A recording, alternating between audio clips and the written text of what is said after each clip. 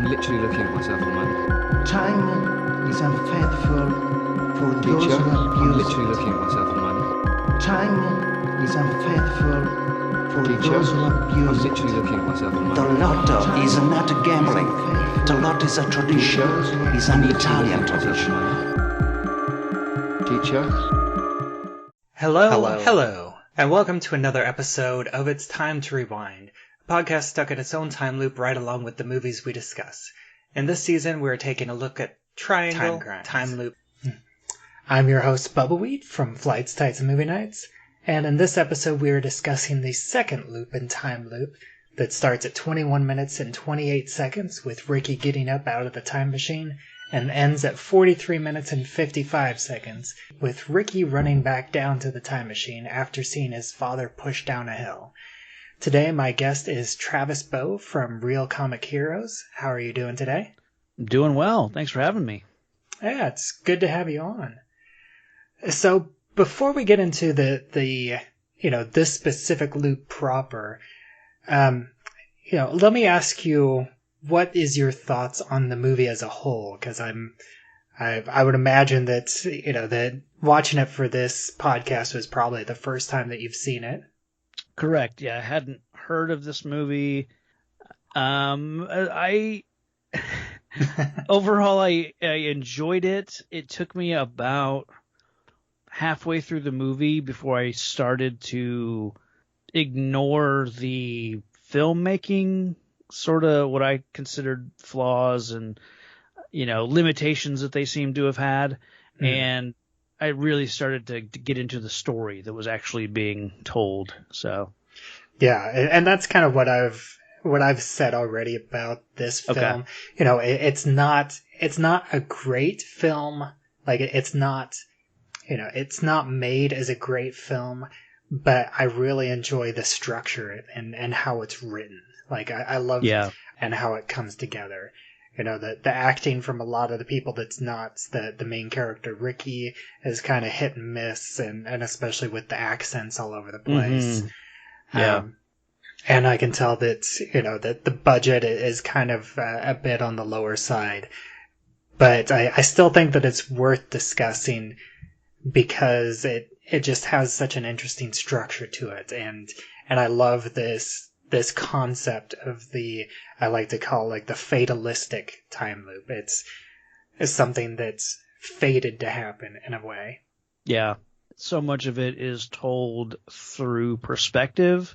You see a scene completely different, even if it's structurally made up basically with the same elements, but you're looking at it from, a different Ricky's point of view this time. And so it, you learn more each time. So. Mm. Yeah, we basically see it from Ricky's perspective 4 different times, and he hits different spots. He connects with himself at different points in each loop. So I like that it's not overly repetitive because it's not like he's doing the exact same thing every time. Right. But he crosses paths with himself in different spots in each loop. Mm-hmm. Yeah, I like a time travel story that has that element of your earlier self and avoiding yourself, and I think that does make it fun, and especially with this one when you do have multiple loops going on. So there's almost a few places where he trips over himself, sort of thing. So. Yeah, and we'll definitely be hitting on a couple of those as we go through this loop, chronologically. Mm-hmm. So this one starts out with him kind of being unceremoniously dropped into the time machine, the like almost Stargate-looking time machine. Yeah. I do kind of like the sound design. Where we can hear the conversation between the dad and Ricky 1 before Ricky 1 drives off in the Vespa. And then the father comes in and has this conversation with Ricky 2. Mm-hmm. And then in the overall timeline of the film, this is the father who has already talked with Ricky 4. Right. who arrived right after Chicha.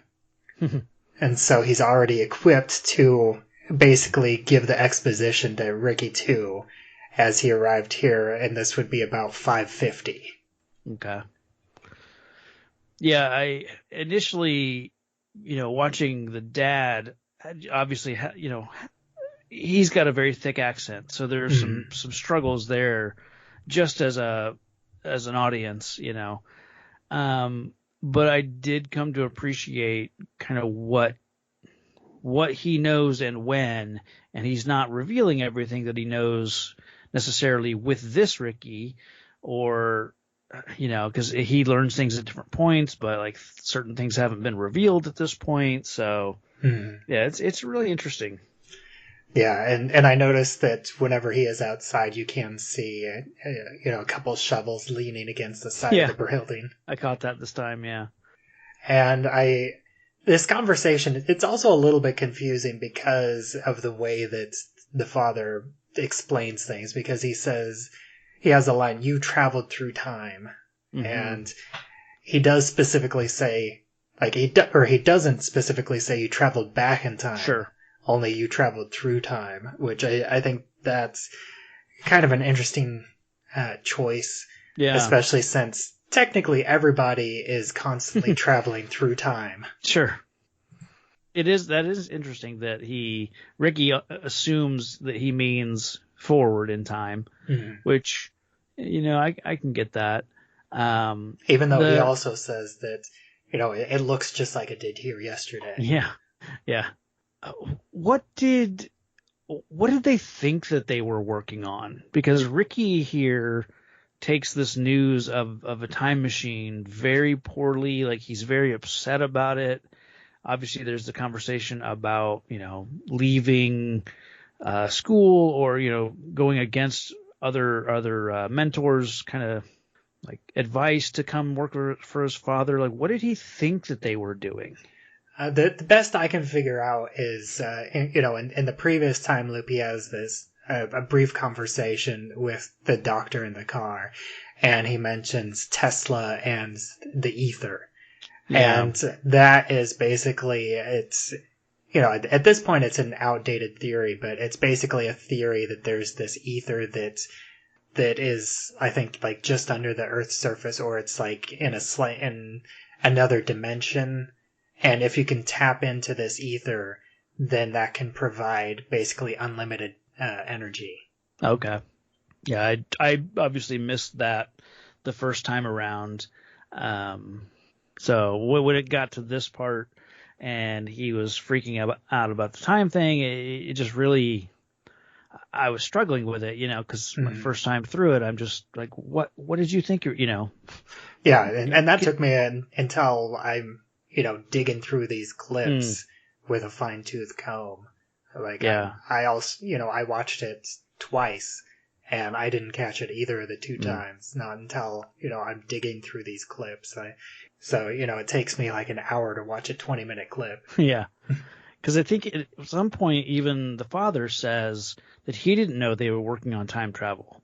I forget when he says that, or it might be when one of the other Rickies, visits past dad. I don't remember, but so this wasn't even his ultimate goal. So yeah, he just kind of took advantage of it, and and then after that conversation, we get this the phone call, which we saw before, and I do think it's interesting that it does seem like he did immediately use the forward-facing camera instead of the selfie camera. Yeah. So that way you never have that moment where he's looking at himself, and instead he's showing the camera the pig. Right. And we basically see that the other side of this phone conversation that we already saw. Yeah. And I think the one thing that I think is interesting is how the father holds the phone. He's like holding it between his first two fingers. Mm-hmm. Like he's holding a book out to read, or because I think This is a good point for me to ask you, like, what you think about this this whole concept of time travel and time loops, because in a way, because this is basically already this is something that's already happened. From my point of view, this Ricky doesn't really have free will specifically, because he is just following exactly something that has already happened in his past. Sure. I struggle with time loop situations in movies because I never can quite wrap my head around when does the first Ricky get off the ride, you know, at what point does he start living his normal life, and how does, like, later on, the doctor will say something about turning off the machine, and it's like, well, if previous you hasn't done that yet, then you won't do that, you know. So it's, I struggle with understanding where free will comes into play. Mm-hmm. We'll see in a little bit that he looks through her notebook, and he even says, you know, oh, I changed something, you know. So it's like, okay, you can change things. Well, he thinks that he changed something, True, right? He actually didn't. That's right. Yeah. And yeah, I think that's interesting, because this theory of time travel, it gets rid of the possibility of, well, in a way, it gets rid of one possibility of the paradox, mm-hmm. but in a way, it also creates its own paradox, because there is no causality, because it's basically the time travel causes itself. Yeah. Like if he went back and gave them the key to time travel, then time travel wouldn't have existed without that, or, you know. Yeah. I think that is, in a way, and that's why I call it like the fatalistic, because mm-hmm. it was fate for them. You know, they're already traveling on a predetermined course of events. Right. And so that kind of gets rid of the paradox aspect, because they're following events that are going to happen because they have to happen this way, because there's no other way for them to happen. And that's why we get these 4 Rickies, and they're all basically working in concert. And even though he doesn't know what he's supposed to do, he does follow the path exactly as it happened in the past. Yeah.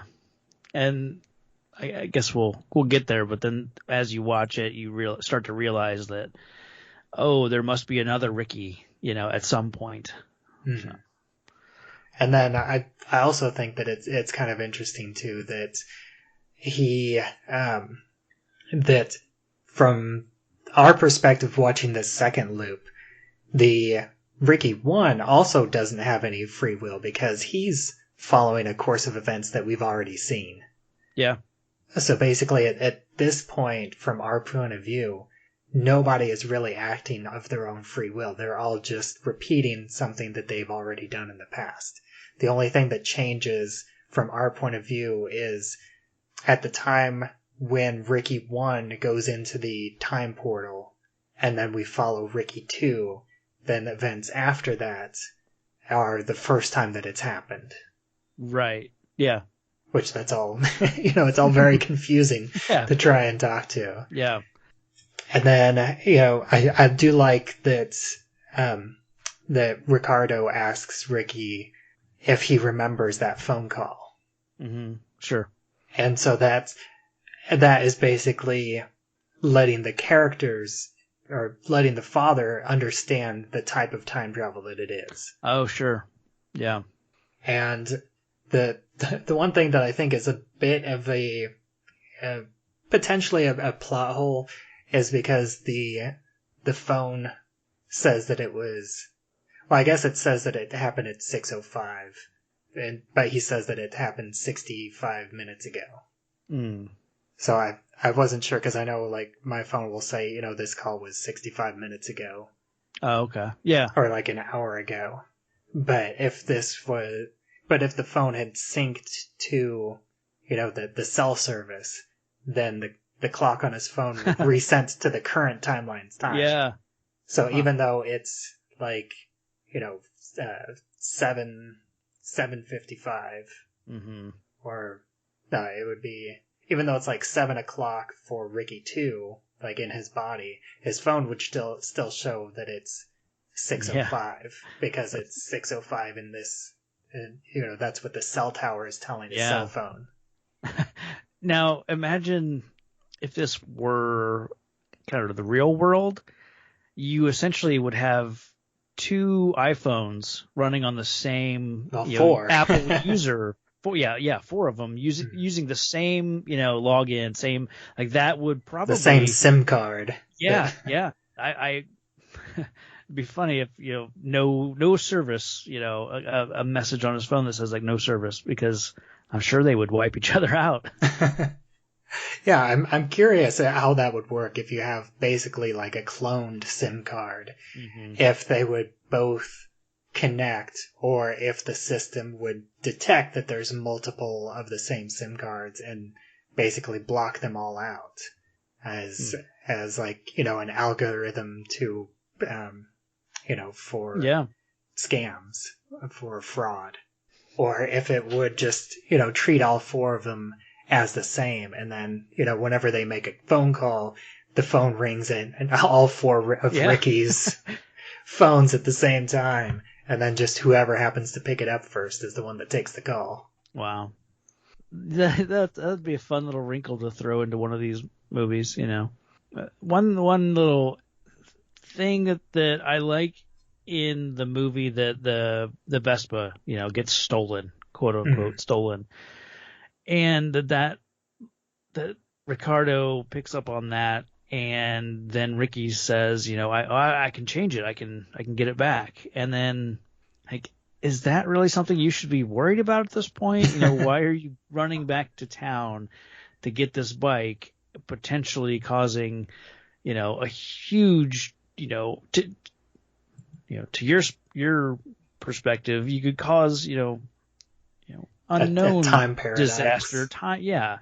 To get this bike back. But, yeah. And, the father, like, before we get to that conversation, the father has he mentions that he will push Ricky 1 into the time machine, which will close the loop. And he says that, and he also has the conversation that anything that happens to Ricky 1 has already happened to Ricky 2. Yeah. He mentions that Chicha was the guinea pig. Mm-hmm. It wasn't Ricky that was the guinea pig himself.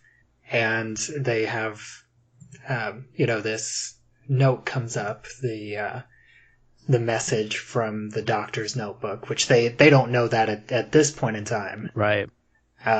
For them, it's a message from the future. The Le temps est infidèle à qui en abuse. And that's, time is unfaithful to those who abuse it. Right. And that actually is an old French proverb from 1823. And there's a dictionary of proverbs from the Provence area of France. Okay. That has, several dozen, or I didn't read exactly how many, but there's a bunch of proverbs collected in this dictionary, and that is one of them. And I think it's funny that, the father says that the calligraphy seems feminine. Yeah. And that's how Ricky figures out that it was Dr. Dijou. Mm-hmm. Since she's the only French person that either of them know. Yeah, and he just had a car ride with his person and talked about, their science, and that conversation was weird. I thought, just because he thinks that she's there to check in on his father, but then, she just drops him off at the end of the drive, and I don't know. Yeah, at that point, he thinks that she's a colleague that's checking on his research. Yeah. Even though she's actually, she is someone who's supposed to be checking on his research, but also to check to see if he's crazy or not, whether they should continue funding the research. Yeah. And we get this introduction of this sketch, which we did see the finished sketch in the last loop, but we see Right. the father drawing it for the first time. And I think it's funny that he has this, well, for a sketch, it's a very detailed headshot Yeah. like, of Ricky's head and the blue marker. Yeah. And then whenever he does the pig with the red marker, it's very crude. And then we'll get Ricky's drawing of himself later. Mm-hmm. But Which, it almost looks like Chitch's drawing almost looks more like Ricky did it than Ricky's father. Whenever you compare it to Ricky, Ricky's head that his father drew. yeah. And, I also love this, whenever Ricky does make this decision that he's going to basically stop whoever stole the Tesla. Or not the Tesla, the Vespa. Yeah. That he has this combination of confidence but also trepidation. Because he's very confident, he says, I've seen every time travel movie ever made. But he waits until the very last second before he says that the Vespa was actually stolen and then runs off before his father can have a chance to respond. Because he's also very concerned about telling his father that the Vespa was stolen. Yeah. Yeah. And so he leaves the father, what, the Vespa was stolen? Just kind of watching the clip on a loop, and they really as he's running into this village or this town, they really like their drone shots. I noticed that throughout this movie. It feels like just as a filmmaking tool, they kind of use a lot of these sweeping shots across the hills and if I was filming in that village, I think I would do that too, just because beautiful. It's a gorgeous village. Yeah, they get some great shots. A lot of it just feels like we need to make this a 90-minute movie, So yeah, I think that's also whenever he has this weird face off with the horse, where he's trying to decide which way to go around it, even though the horse is completely tethered. Yeah. So I still haven't figured out what the point of this whole horse showing up over and over again. Yeah, I'm not sure either. I either wished it would play more of a factor. Obviously he'll have some interactions with the kid who's leading the horse around sometimes, and that will. Yeah, I made a false memory in my head. Okay. Where I have, whenever I came back to it, I kept waiting because I had this memory of him riding the horse at one point, which doesn't actually happen. And I think it's because, this horse pops up so much. It's like you expect something like that to happen. For him to ride the horse in order to get to the town quick enough, since he doesn't have the Vespa. Yeah. But it is apparently close enough to the village that he can run to the village without it taking a full hour. Even though he gets there just barely not enough, just in time to see the Vespa speed off and not see who's on it. And I think he gets, if you think about it, he rode to town the first time and he gets the call from his father. Yeah, and he's talking to Olivia. Yeah. And in this loop, when Ricky arrives through the time loop and interacts with his father, it's not very long before he makes that call. So it feels like in the first time, he's taking this long leisurely ride into town.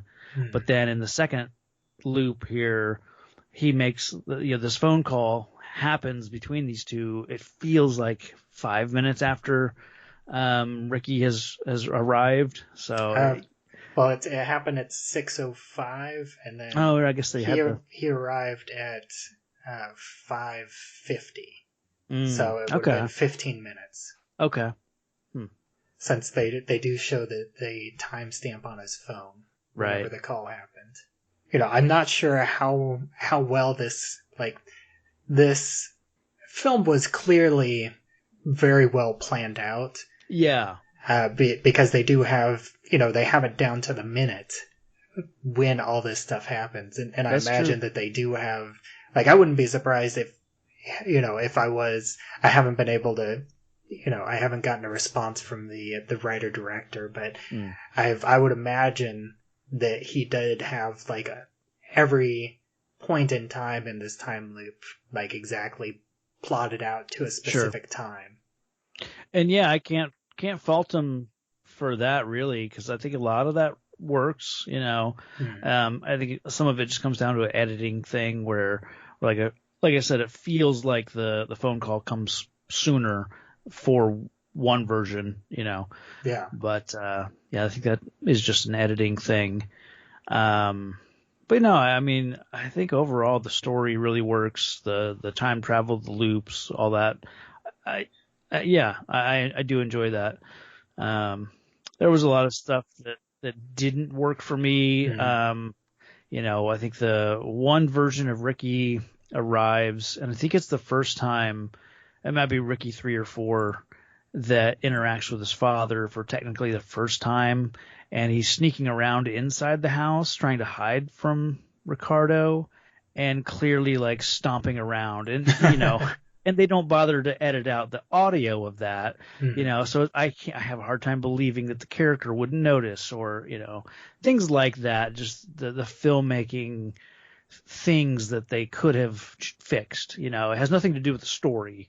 It's just literally the way they crafted the movie that in some places just felt glaring and I think that the thing that I have a lot of problem with the first couple times that I watched it is like the sound design for the time machine itself, like the time field, because it frequently like stops and starts. And it doesn't, like, at first I thought that was tied to, each time that it was used, but that doesn't seem to track, because I think it turns off and on too often for that. Yeah, that seems to just be the way this thing functions. And I thought that was odd too. I wished that it would just stay on, because maybe they just felt like the constant thrumming of the Stargate would, get to be too much. But I found the stopping and restarting to be more annoying than a constant white noise would. And especially with the lights as well, turning off and on, which draws even more attention to that. And you would think it would make it even harder to film and get consistent. What were the lights yellow in this scene, or were they just ambient white light or whatever? But and then just things like the ADR, sometimes the vocal tracks, like you can tell that it's recorded in the scene, or sometimes it's clearer audio that's coming from nowhere that's obviously ADR'd, and that just does not blend together at all through a lot of the movie. So stuff like that was hard to, I think for me it helps because I've watched, for my written side, I've watched over 500 superhero and comic book movies. And so I've seen a lot of the really low quality, low budgets, like ultra low budget, even lower budget than this kind of film. Sure. So I feel like I'm a little bit more forgiving for those kind of issues, as long as it's a movie that's written well. And like I've said, this movie is written well, so I tend to forgive its technical issues like that here and there. This is a little off track, but I think it relates. Have you ever seen a movie called The Man from Earth? I have not. So it's about a man who's preparing to leave town until like his friends from work catch up with him, and they try to plead with him to at least explain why he's leaving. And so he starts this explanation about, well, what if there was a man born in the age of Cro-Magnon, Neanderthal, and he just never died. His body chemistry, his cells would always fix themselves, and he just never died. And Basically, that's explaining that Vandal Savage. yeah, exactly, Vandal Savage. So as the story goes on, it becomes apparent that he's talking about himself. He is this man, and he has to leave wherever he's living every 10 years or so, because people will obviously start to notice, like, hey, you haven't changed or whatever. So this is kind of that moment for him, and he's leaving town. And from there, it gets, really interesting, and they go some places that are really interesting. And yeah, it's an amazing sci-fi story with like virtually zero budget and has absolutely no special effects. It's mostly just a conversation between like 5 people in a cabin for 2 hours, but it's really good. But it's kind of like this, where it just has, it does a lot with what it has. It's not trying to, in this movie, there are no big action scenes, they're not trying to make it a, that kind of movie. And yeah, this is no live, die, repeat. Yeah, exactly. It's just a simple kind of story. I think the story is better than the production, I guess you could say. So yeah. And then jumping back to the scene, that at this point after the Vespa runs away, which I still think that's my one big annoyance, that Ricky 2 still thinks that is just some random person that stole the Vespa and hasn't made the connection at this point. Because I know watching the film, the first time that the Vespa rode off, my immediate thought was, that's clearly future Ricky that stole the Vespa. Right. And it just takes a long time for the actual character. Like, I think even Ricky 3 doesn't get it. It's not until Ricky 4, until he becomes the person that stole the Vespa, that he figures everything out. And same with once he's, I think, leaves this little cafe and is kind of wandering around and happens upon Olivia's little shop, and what he sees there, it's like, again, we know who he's seeing, even though they're, but before that, we get this shot with him seeing himself, and then he makes, and I do like this detail because he makes the phone call first to his father, and then we see himself, and we can also remember from the first time around, Ricky 1 is trying to call his father, but he's getting a busy signal because Ricky 2 is currently on the phone with his father. So I really enjoyed that level of detail to this. Yeah, I like the business with the duplicate Rickies. Yeah, It is fun. Part of me is like, why does he go back into I almost forgot that the scene where he goes back into, is it Mario? Is that? Yeah. Okay. Into Cafe Mario, the coffee shop with the, eccentric, lotto guy who gives us yet another story about Lost Morphia. Yeah. Didn't care for Mario that much. Yeah, and this also was another moment in the film where I had a hard time following it. I had to really listen to understand this story that he was talking about basically... he's basically talking about, they're talking about the lotto, the Italian lotto, and, Ricky buys this ticket with these lucky numbers, which he doesn't know it at the time, but it's numbers that he pulled from, Chicha's, collar from the future.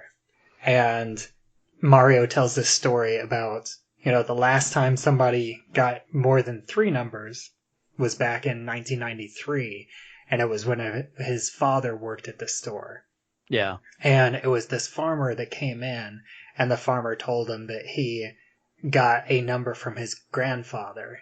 And Ricky's like, what, just one number? And he said, yeah, but he got the number from his grandfather who was smoking a pipe while sitting on top of a sheep.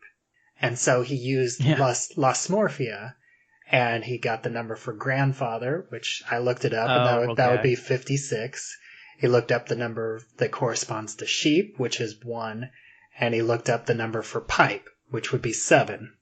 And then he, I guess, picked some random number for the 5th fifth number, but he hit those 4 numbers. The number that his grandfather gave him, and then the other 3 that he pulled from Lus Morphia. And so he ends his story by saying, if you don't believe in fate, you should convince your father to build a time machine.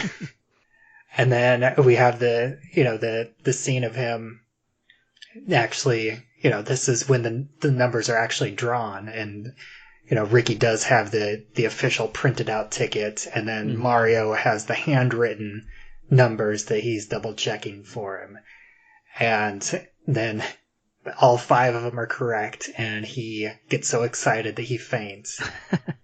And again, this is another one of those like technical limitations, because the filmmaker shows the screen, and it's hard to make out because they only show it for a few seconds, and they show it at an angle, so they kind of have to pull the focus so that not all the numbers are focused on the screen at the same time. Yeah. And it's the middle column of like, a screen, like a matrix, like a 5x5 grid of numbers. So it's hard if you're watching this for the first time to really catch that those are the numbers that are on the ticket. But it is correct. Like the middle row of numbers is the numbers that are on his ticket. Okay. Yeah. And similar with, the few times that we see his phone screen, it's kind of the same limitations. They can't afford to graphically recreate these screens, so they just have to try and film them and get mixed results, I guess. Yeah. And now he now has a lottery ticket that's worth 30 million euros. And I think that's another kind of failure of this film, because there's no real resolution of this lottery ticket storyline. Yeah, there really isn't. I mean, I guess we can assume that they collect the money later, but it feels like there should be not a payoff's not the right word, but like you said, a literal payoff. Yeah, either that or some sort of decision to not use to destroy the ticket, but it just is left up in the air. Mm-hmm. I suppose it's, if they ever do make like a sequel to this, because they kind of have the teaser at the very end, which I haven't talked about on this, on any of these episodes yet. They kind of leave it open to where they could potentially have a sequel. It's funny you mentioned a sequel. I noticed at the very beginning of the movie, the opening credits, anytime that credits have something where it says created by, you can tell that they have written way more of this world than, your standard, whatever movie. When because you can tell that they just, I think that means that the author, the writer, director has more in their, in mind, I guess, for these characters and these, this world that they've created. Mm-hmm. So. We have a little bit of Ricky going through town. He goes to Olivia's shop, and like you said, he sees the 2 silhouettes that he doesn't recognize. And I do kind of like the excuse that they add with the people walking past, so that way he has to, he can't sit there and get a good look. He has to pretend that he's not looking until they walk away. So he only catches these 2 glimpses, and then we get to see it from this Ricky's perspective, and they're just 2 silhouettes. And you can make out the hat that he's wearing in this, so he does look slightly different. Yeah. And then he bangs on the window, and then starts wandering through town dejectedly.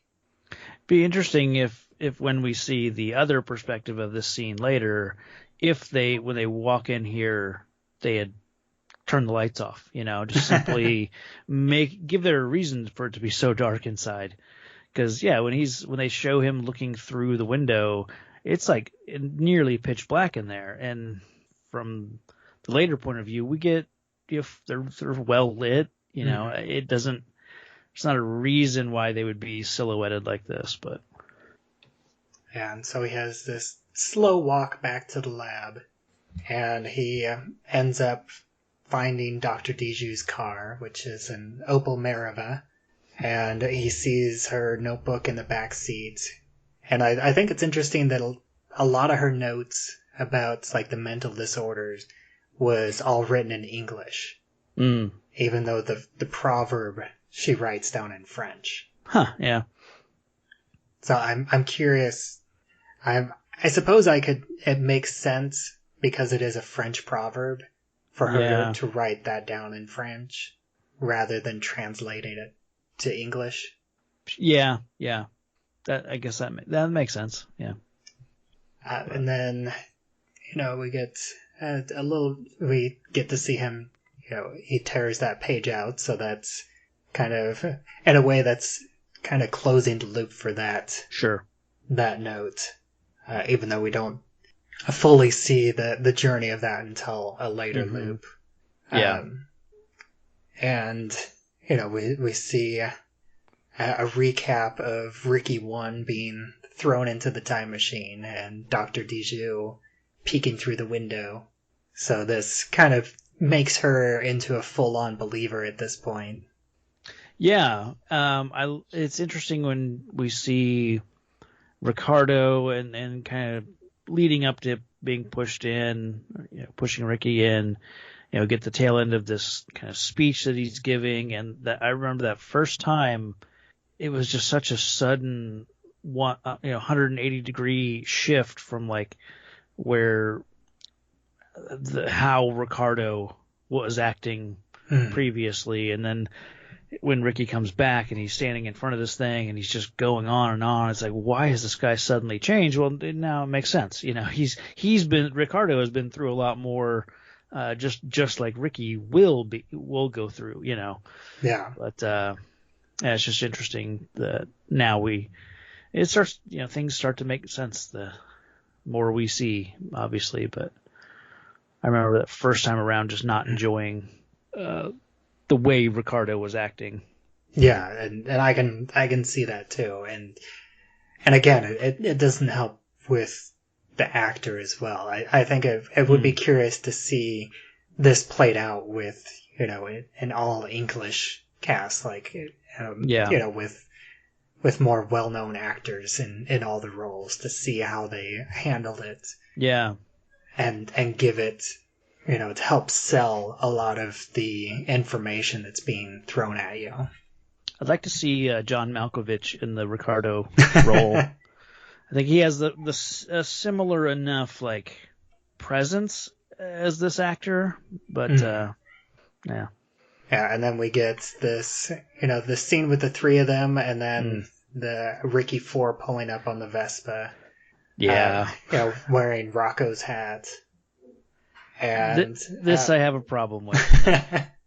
the notion that Ricky 2 here wouldn't be able to see who it is from 20 feet away. I get that the light is in his eyes and they're quickly going from dusk, into nightfall.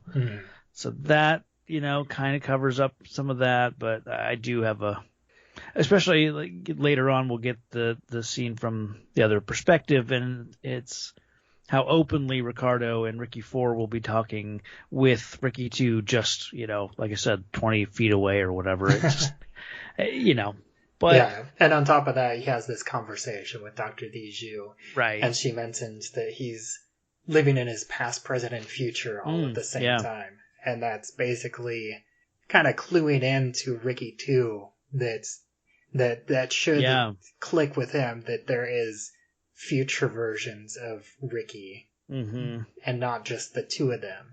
Yeah. That's right, because at this point we don't know what a future Ricky has discussed with Dr. Diju.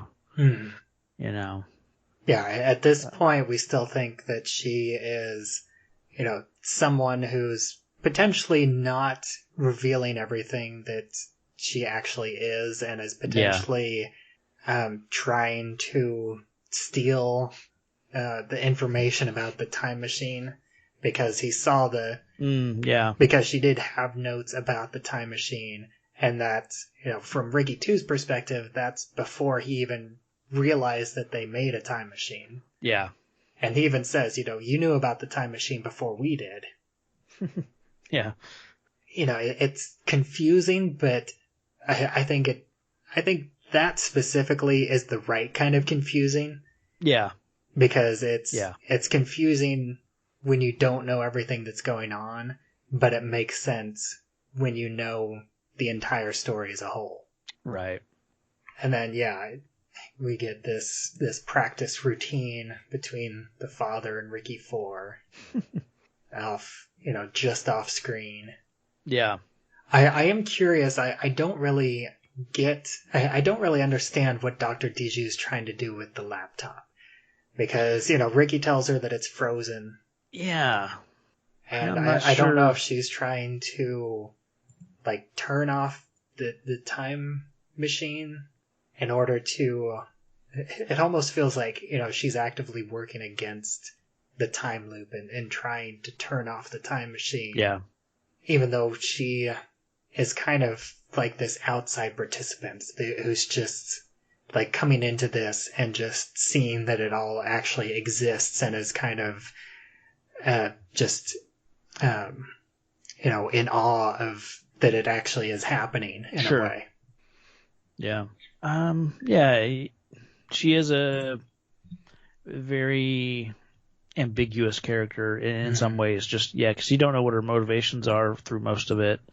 Yeah, even by the end, really. Yeah. Is it? I'm trying to.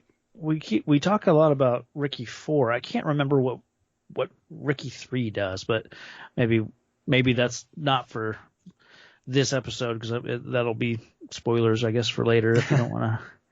Yeah, I haven't.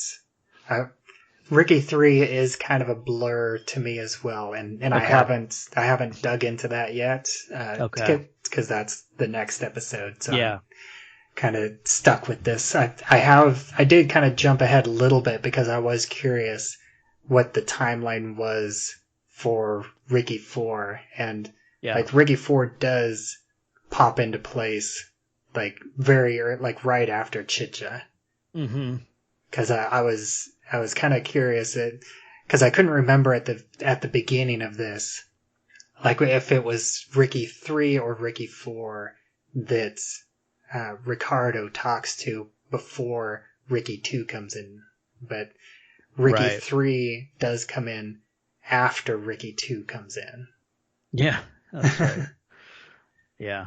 So it is all a little bit confusing, and again, I feel I am curious how next episode is going to go now, just because I feel like Ricky 3 doesn't really do anything all that important, because all the big stuff is left for Ricky 4.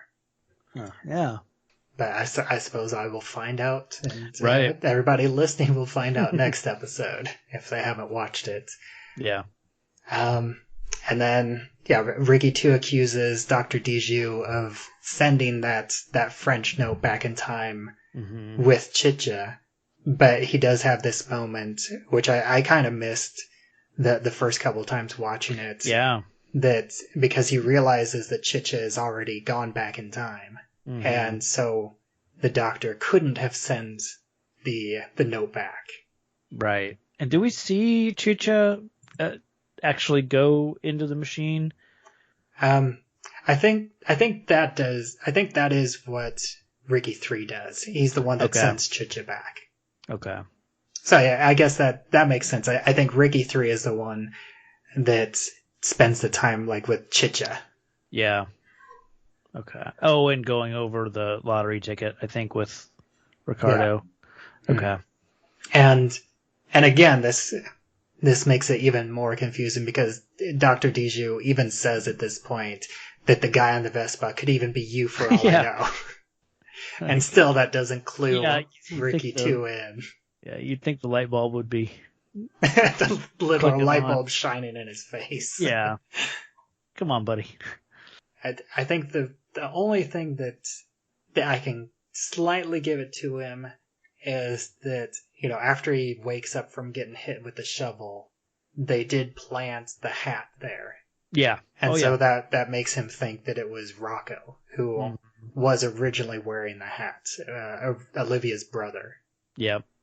And then we get this very brief and blurry shot of, quote unquote, Ricky's father, aka the scarecrow getting pushed down the hill. Mm-hmm.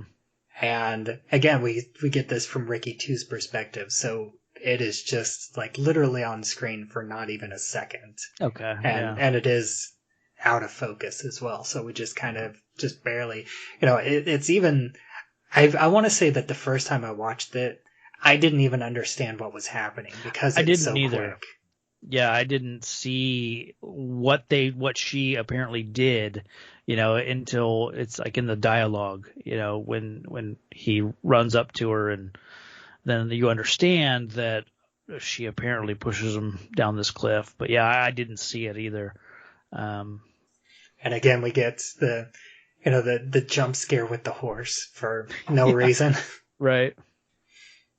And again, we have the Dr. Dijou just acting strangely, and she says that his father can't hear him, which that part I can kind of understand because she's going along with the plan, but then she immediately is actively discouraging him from going back into the time machine, even though part of the plan is making that happen. Yeah, and I guess they know that Ricky's not going to do anything violent because the other Ricky's haven't at that point, I guess. Yeah, but like it's already happened for Ricky 4. Yeah, but who's the one that's basically, Ricky 4 is basically the one that's fully closing the loop, as it were. But yeah, if I were her, I'd be worried that this Ricky is gonna, try to seek vengeance, Which I do think that she does sell that, the very scared delivery, because she does kind of freak out whenever Ricky grabs him, or when Ricky grabs her, and she has this kind of tremor in her voice, and, she's freaking out, and then, she's like, you can't do anything, and then she's like, you can't change what's going to happen. You should just, I forget what the exact words were, but, you shouldn't go back into the machine, basically. And then, we don't see him go into the machine, but we do see, hear the glitch sound effect. Yeah. Yeah. And that's the end of this loop. It's a good loop. It's a lot of setup. It's a nice little taste of like, oh, here's a scene with 2 Rickies in it. Well, get ready because we're going to get a scene with like 3 of them, later on. So yeah, it does a good job of building on itself while still leaving a lot of questions unanswered. Mm-hmm. Even though it does kind of have to bend over backwards in order to leave some of those questions unanswered. Right. Yeah. The audience, I think, figures out plenty of things before Ricky does. Yeah, I almost, in a way, it's like you almost wish that this film wasn't called Time Loop, just because it would be more of a surprise, because knowing that this is a time loop and knowing kind of loosely the structure, you're kind of walking into it knowing more than the characters do. Sure. They don't even know they made a time machine. Yeah. So is there anything else that you want to talk about this loop or the movie as a whole? Not really. I mean, I'm glad I watched it. The first, like I said, the first kind of half of it, I was struggling a little bit, just the production side of things, the technical side. But yeah, once the story really started clicking, I really did enjoy the overall story by the end. So yeah, I'm glad I watched it. I'm glad you gave me the opportunity to. So yeah, no problem. Thank you. Yeah. And yeah, thanks for talking with me. And absolutely, why don't you go ahead and take a moment to plug whatever you want to plug? Because I know you have several projects for anybody that doesn't know you and would like to find you online. You can find it a Movies by Minute project that's now completed. Did Watchmen Minutes. We did the director's cut of Zack Snyder's Watchmen, so you can just find that pretty much anywhere. I do an ongoing podcast called Real. Let me start that over. I do another show called Real Comic Heroes, where I go through a big list of comic book movies in release order. So you can just search Real Comic Heroes, Real with 2 E's, if you're into comic book movie reviews.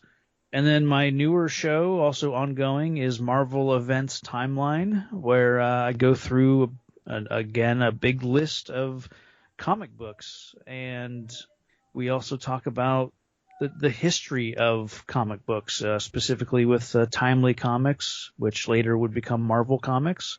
So we talk about the kind of the origin of that company and the kind of the people behind the comics themselves and what it was like for them to go off to fight in World War II, for example, and then come back to work for for Timely. And we'll eventually hit big events in big comic book events, but we're kind of going slowly through what came first, I guess.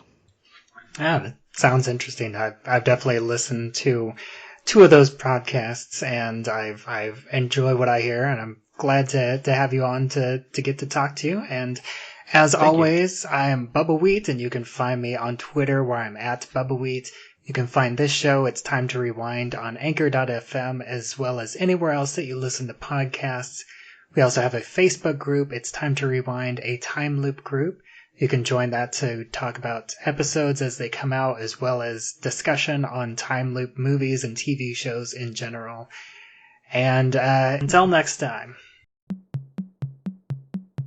I'm literally looking at myself at the moment. Time is unfaithful for those Teacher, who I'm abuse literally it. looking at myself at the moment. Time is unfaithful for Teacher, those who I'm abuse it. literally looking at myself at the The moment. lotto is not gambling. The lot is a tradition. It's an Italian tradition. Teacher,